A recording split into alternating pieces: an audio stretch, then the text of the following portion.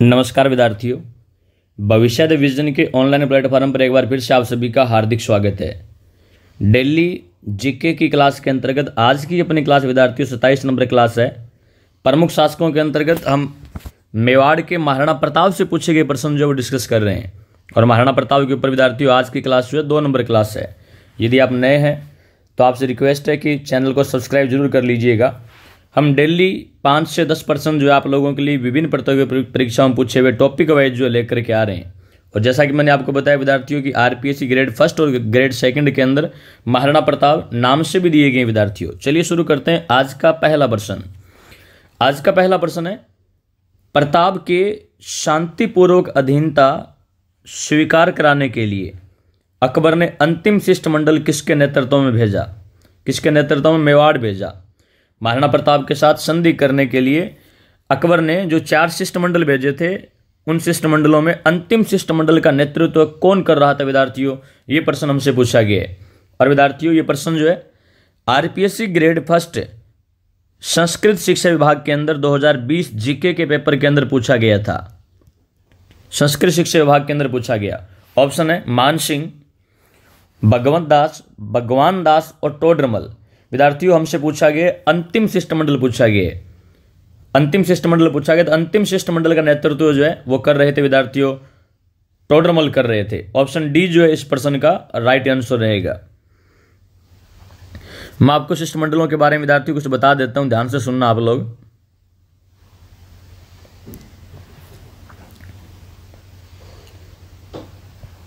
चलिएगा,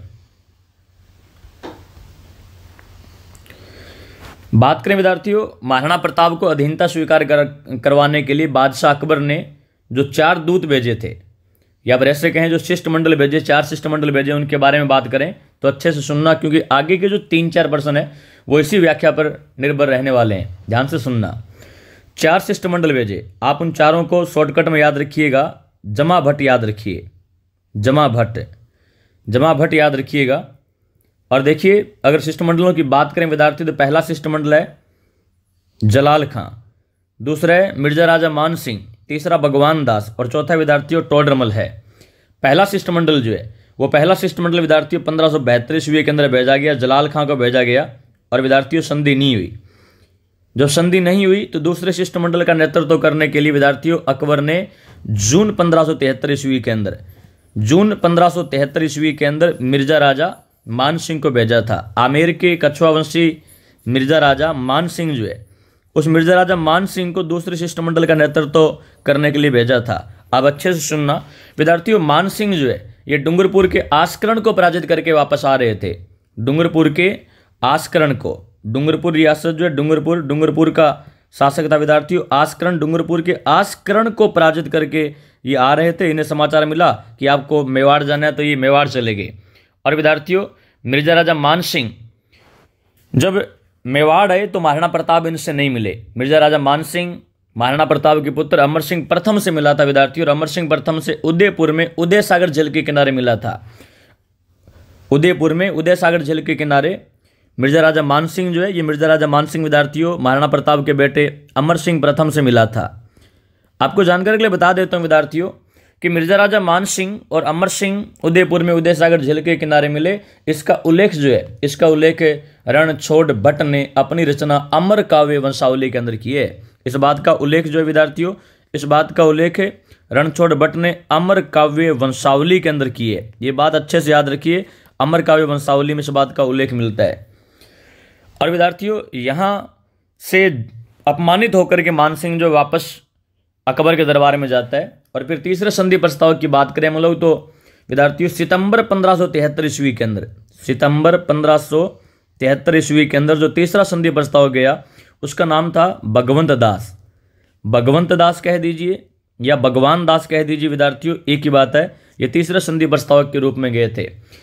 अबुल फजल के अनुसार ध्यान दीजिए, अबुल फजल जो है अबुल फजल आईने अकबर के रचयिता, अकबरनामा के रचयिता अबुल फजल जो है, अबुल फजल के अनुसार भगवान दास या यूं कहें भगवन दास जो है भगवन दास के समक्ष महाराणा प्रताप ने अधीनता स्वीकार कर भी ली थी। ऐसा केवल अबुल फजल कहते हैं, लेकिन ऐसा कुछ नहीं था। अंतिम शिष्टमंडल का नेतृत्व जो है वो दिसंबर 1573 ईस्वी के अंदर, ध्यान दीजिएगा, दिसंबर 1573 ईस्वी के अंदर अंतिम शिष्टमंडल का नेतृत्व जो है कर रहे थे विद्यार्थियों टोडरमल कर रहे थे। और हमसे इसी प्रश्न के अंदर टोडरमल के बारे में पूछा गया। टोडरमल कर रहे थे। आपको जानकारी के लिए बता देता हूं विद्यार्थियों कि 4 शिष्टमंडल भेजे गए थे और चारों के चारों शिष्टमंडल जो थे ये क्या रहे थे, असफल रहे थे, यानी संधि नहीं हुई थी।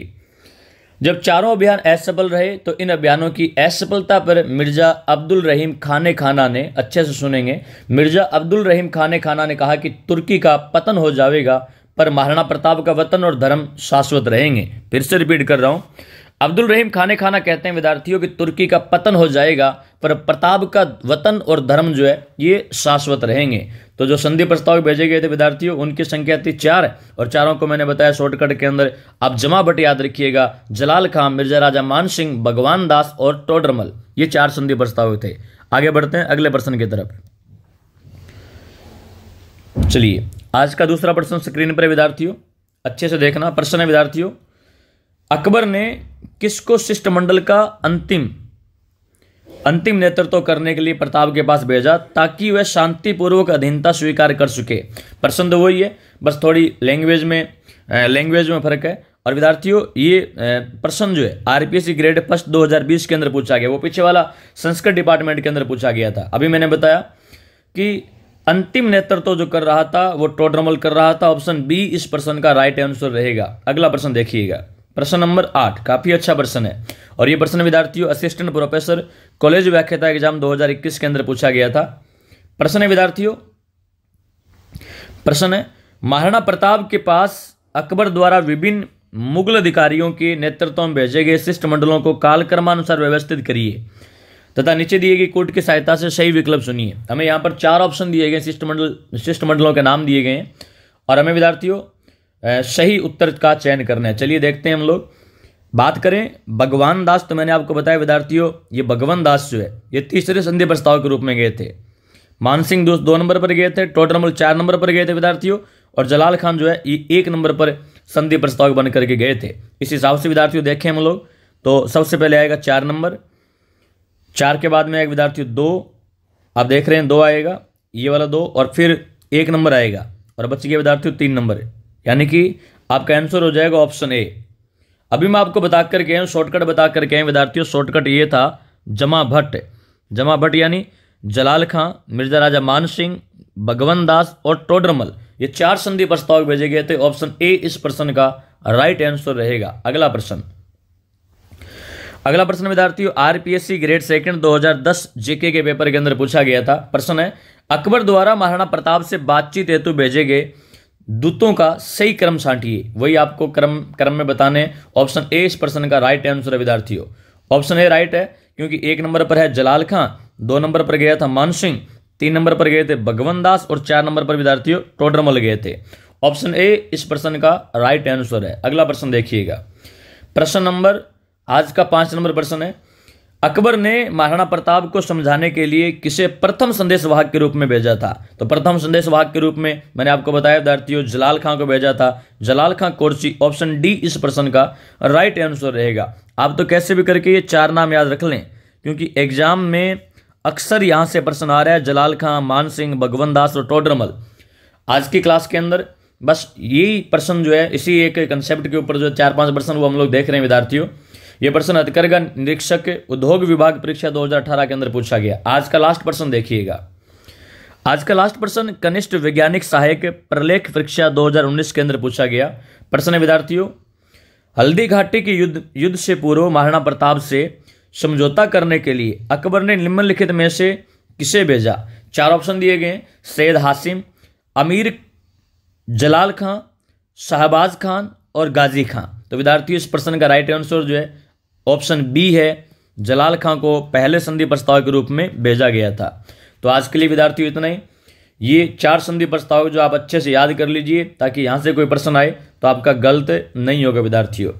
चलिए मिलते हैं अगली क्लास में, तब तक के लिए जय हिंद, जय भारत, धन्यवाद।